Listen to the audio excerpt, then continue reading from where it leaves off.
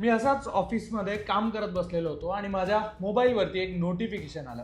Notification होतं महाराष्ट्र वाहतूक पोलिसांचं आणि त्यावरती माझ्या गाडीला चलान फाईन करण्यात आलेलं होतं.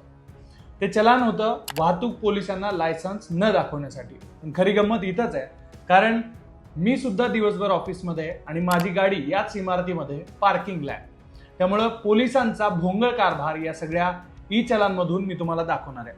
आता मला मोबाईलवरती जे नोटिफिकेशन आलं त्यामध्ये ई चलान नंबर दिलेला आहे आणि लिंक दिलेली आहे. त्या लिंकवरती मी गेलो.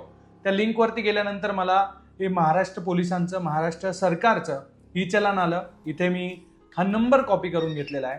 ई चलानचा नंबर कॉपी केलाय. तो नंबर मी इथे जाऊन आता एंटर करतोय. हा नंबर एंटर केलाय.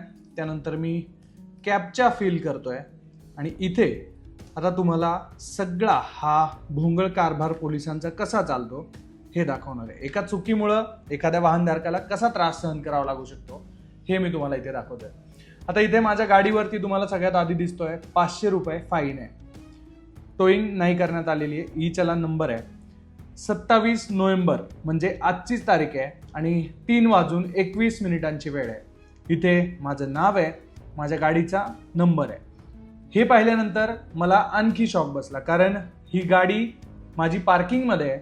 या नंबरची जी गाडी आहे ती गाडी पार्किंगमध्ये आहे आणि ती गाडी इथे पोलिसांनी कुठे दाखवलेली आहे आता ते तुम्ही या ई चलानमध्ये बघा. ई चलानचं PDF आपण ओपन करू. हे ई चलानचं डिटेल PDF आहे. चलान नंबर आहे, आजची तारीख आहे, ज्या कर्मचाऱ्याने चलान फाईल केलाय, फाईन केलाय ते ज्ञानेश्वर सूर्यवंशी आहेत. त्यांचं डेजिग्नेशन PC म्हणजे पोलीस कॉन्स्टेबल ते आहेत. व्हेकल नंबर आहे माझ्या गाडीचा करेक्ट आहे. व्हेकल ओनर नेम आहे, माझं नाव करेक्ट आहे. माझा ॲड्रेस करेक्ट आहे. ड्रायव्हर नेम दाखवलाय तो सुद्धा मी आहे इथे. मोबाईल नंबर दाखवलेला आहे तो सुद्धा माझाच आहे, सुरुवात आणि शेवट. आणि पेमेंटचं स्टेटस आहे अनपेड. फाईन 500 रुपयांचं आहे. चलानचं लोकेशन मी आता तुम्हाला दाखवतोय. हे लोकेशन आता आपण गुगल मॅपवरती ओपन करूयात. आणि गुगल मॅपवरती मी जेव्हा हे लोकेशन ओपन करतोय तेव्हा हे लोकेशन दाखवत आहे मुंबई पुणे एक्सप्रेसवेवरती जो खालापूर टोल नाका आहे त्या टोल नाक्यावरचं हे लोकेशन आहे. आणि माझी गाडी आणि मी सध्या इथे आहोत वरळीमध्ये. आता हा नेमका काय कारभार आहे आणि हे नेमकं काय होत आहे याचं उत्तर पोलिसांनाच द्यावं लागणार आहे, कारण Mumbai Pune highway Khalapur toll plaza जो आहे तिथे हे लोकेशन दाखवतंय. तिथे माझ्या गाडीवरती हे चलान फाईल करण्यात आलेलं आहे. एकूणच हे सगळं आता तुम्ही स्क्रीनवरती पाहिलं. तुमच्यासोबतही अनेकदा ही गोष्ट झालेली असेल. तुमची गाडी घरी असेल किंवा पार्किंगला असेल, तिथे तुमचा कुठलाही तुम्ही नियम मोडलेला नसेल आणि दुसऱ्या एखाद्या ठिकाणी तुम्हाला नियम तोडल्याबद्दल किंवा एखादा उल्लंघन केल्याबद्दल तुम्हाला फाईन मारण्यात येतो. हे नेमकं काय होतंय तर याचं मला उत्तर मिळालेलं आहे. याच PDF मधल्या ज्या इमेज आहेत त्या इमेजमधून उत्तर मिळालेलं आहे.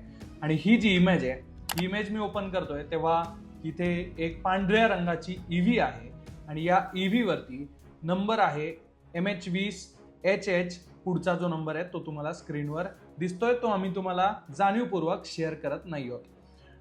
या नंबरची गाडी आहे आणि माझ्या गाडीचा नंबरही थोडासा साधर्म्य असलेला आहे, पण माझी गाडी ही वेगळी आहे. म्हणजेच ज्या वाहतूक कर्मचाऱ्यानं ई चलान फाईल केलेलं आहे ते चुकीच्या पद्धतीनं फाईल केलेलं आहे. त्यामुळं आता हा भुर्दंड, हा नाहक त्रास असा अनेकदा माझ्यासारखा तुम्हालाही सहन करावा लागतो. यापूर्वी जेव्हा जेव्हा आपण पाहतो की आपण कुठल्याही नियमाचं उल्लंघन करतो, वाहतूक नियम आपण मोडतो, त्यावेळेला आपल्याला अशा पद्धतीनं फाईन लावण्यात येतात.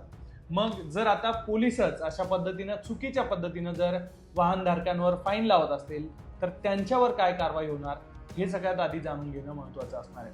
पण अशा पद्धतीनं जर तुम्हाला फाईन तुमच्या गाडीवर आला तर तिथेच तुम्हाला एक ऑप्शन मिळतो. त्या ऑप्शनमधून तुम्हाला स्क्रीनवरती आता मी तो ऑप्शन दाखवतोय. या ऑप्शनमधून तुम्हाला या चुकीच्या ई चलानची तक्रार करता येणार आहे. या ई चलानची तक्रार करण्यासाठी तुम्हाला या ग्रेव्हियन्स रेज म्हणून या ऑप्शनवर क्लिक करायचं आहे आणि इथे गेल्यानंतर तुम्हाला तुमचा ईमेल, तुमचा जी कंप्लेंट असेल ती कंप्लेंट आणि खाली नोट किंवा तुमची जी प्रतिक्रिया असणार आहे, तुम्हाला कशा पद्धतीनं चुकीचा फाईन करण्यात आलेला आहे ते तुम्हाला त्यामध्ये द्यायचं आहे. आणि तिथून तुमच्या मोबाईलवरती एक ती तक्रार ॲक्सेप्ट केल्याचा एक मेसेज येईल आणि एक युनिक नंबर येईल. त्या नंबरवर तुम्हाला पुढचे सगळे अपडेट्स पाहायला मिळणार आहे. हे झालं सोल्युशन. पण अशा पद्धतीनं अनेकदा वाहनधारकांना चुकीच्या पद्धतीनं चुकीचे फाईन लावण्यात येतात. बऱ्याच वेळेला वाहतूक पोलिसांकडून अडवणूक केली जाते आणि त्या अडवणुकीच्या माध्यमातून सुद्धा वेगवेगळ्या पद्धतीनं चुकीचे फाईन लावण्यात येतात. त्यामुळे तुमच्याही सोबत असाच प्रकार झाला असेल तर तुम्ही कमेंट बॉक्समध्ये नक्की त्याबद्दल लिहा. आणि सध्या या घटनेबद्दल आता पोलीस नेमकी काय कारवाई करणार, अशा चुका होऊ नये म्हणून ते काय काळजी घेणार हे पाहणं सुद्धा महत्त्वाचं असणार आहे. अशाच अपडेटसाठी तुम्ही लोकमत पाहता.